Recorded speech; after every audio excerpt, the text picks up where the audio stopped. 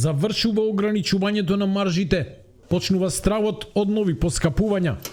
Од утре престанува да важи владината мерка за ограничување на трговските маржи на повеќе од 1000 производи.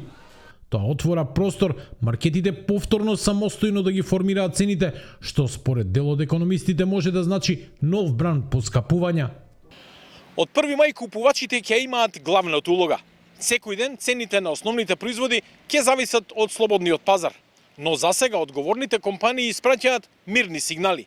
Маслото, брашното, шеќерот и квасецот остануваат на старата цена. Велешки Кристал потврди дека нема да го поскапи маслото за јадење. Цените на шеќерот и брашното исто така остануваат исти, велат големите увозници. Од битолската квасара уверуваат цената на квасецот не се менува, а поради најавената добра жетва се очекува и дополнително поевтинување на лебот и белите пекарски производи. Од Министерството за економија и труд велат дека ќе ги анализираат конечните податоци за ефектите од мерката, па потоа ќе решат дали ќе продолжи. Клучен ќе биде извештајот за инфлацијата за април, кој се очекува следната недела.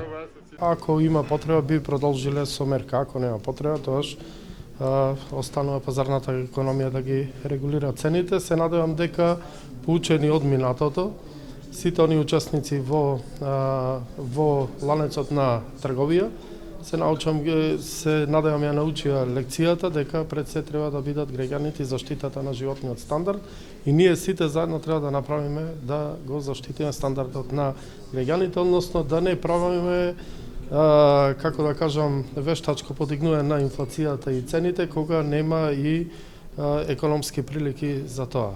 Иако мерката беше активна, граѓаните се жалеа дека цените и натаму се високи. 1 килограм компири достигне и 90 денари. Телевизија 24 дознава дека еден дел од големите маркети нема да ги изголемат цените, но стравувањата се дека еден дел од нив сепак ги коригираат. Според анкетите на Народна банка, инфлацијата останува загрижувачки фактори во 2025 година. Од опозицијскиот СДСМ реагираат, цените остануваат високи, а платите најниски во регионот. Владините мерки за ограничување на маржите, онлайн објавување на цените од страна на маркетите, како и символичните обиди со новогодишната кошничка, останаа без резултати. Празничната трпеза за 1 мај ќе биде поскапа и поскромна за работниците. Мерката за ограничување на маржите важеше од 20 февруари до 30 април и опфати 102 групи производи со ограничување од 5 до 15% зависно од категоријата. 8 основни намирници добија и највисока дозволена цена. Владата ја оцени мерката како успешна со дефлација од 1,3% кај храната во март.